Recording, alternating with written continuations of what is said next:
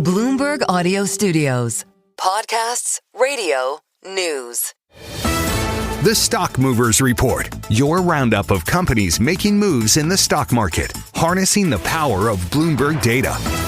I'm Tim Stenovic, along with Carol Masser. Sounded like I was asking a question there. I knew I was. I'm Tim Stenovic. I'm Tim.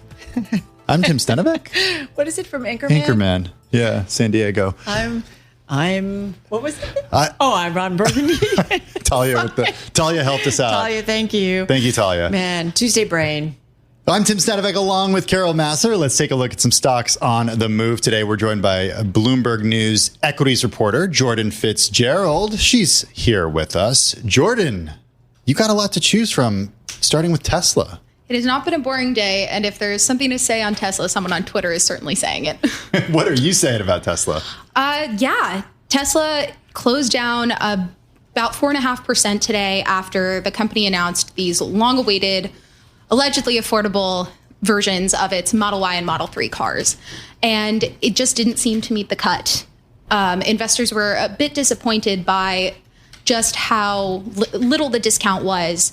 And they've also cut some features that people expect of Tesla. And I had an analyst tell me it's not, serving on price, it's not serving on performance. So who are these cars for, and can they help Tesla's bottom line?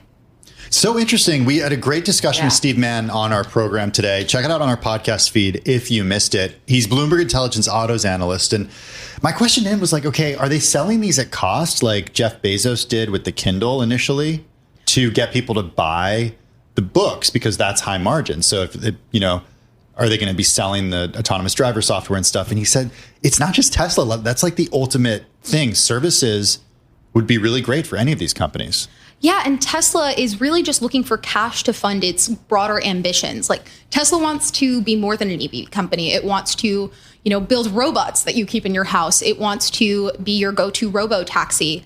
And in order to draw up the capital that will not only achieve these goals, but by achieving these goals, allow Elon Musk to reap the full benefits of his $1 trillion pay package that's up for vote in November, Tesla really needs the cash to fund these projects. I just want the Boring Company to create another big hole out to my home just outside New York City so that commuting is a little bit easier. Yeah, that's not going to happen. We're not going to get political here, but there is a thing called the Gateway Project. I know. I don't know if you're familiar. Oh, isn't that? That funding has not come through. Some trouble. Yeah. Okay, so Tesla on your radar. Hey, a girl could dream. She can. And that commute leaves a long time for dreaming. I know. But, again, I'm an optimist. Ford could use some optimism about the auto market right now. Ford certainly needs a bit of help. So earlier in September, there was a fire at an aluminum plant that supplies metal to Ford. But it wasn't until the Wall Street Journal reported last night that this would actually have a pretty significant disruption effect on the company that the stock really took a hit. And so Ford saw its worst day since February today. We think about the fragility of supply chains. Right. Like, this is a Ford story, but it's a company that Ford uses. Toyota also uses this company as well for raw materials. And on the supply chain front, if Ford can't make as many cars, that means they're getting fewer supplies from other suppliers. So the whole, auto supply sector was really not happy with that news today. I mean, listen, Citi said it's too soon to cut fourth quarter North American light vehicle forecast, but that the fire could present a supply risk for the period. Slowed production is also a risk to suppliers, according to Citi. So we're going to have to keep an eye on this one. Ford shares falling 6.1%, the most going back to February. Ford ticker F. All right. So AppLovin didn't get so much love yesterday, but it did today. Yes, AppLovin is an interesting case. The stock actually had a crazy third quarter. It over doubled in value across the third quarter. And I think people were really spooked by this headline yesterday that the SEC is probing the company over its data practices. And, there's a lot of scary words there. You never want to hear SEC. You never want to hear the word probe.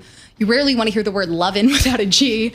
And I think the market really took that seriously. But after people got arrested... That is not why the SEC is maybe... No. Just a bit of a personal issue.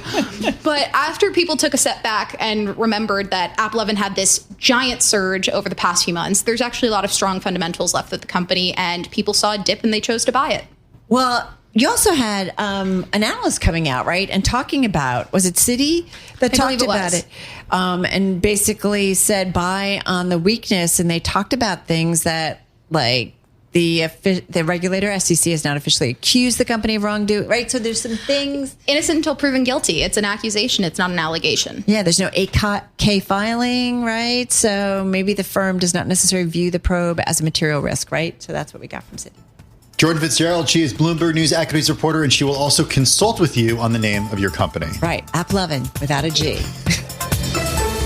The Stock Movers Report from Bloomberg Radio. Check back with us throughout the day for the latest roundup of companies making news on Wall Street. And for the latest market-moving headlines, listen to Bloomberg Radio live. Catch us on YouTube, Bloomberg.com, and on Apple CarPlay and Android Auto with the Bloomberg Business app.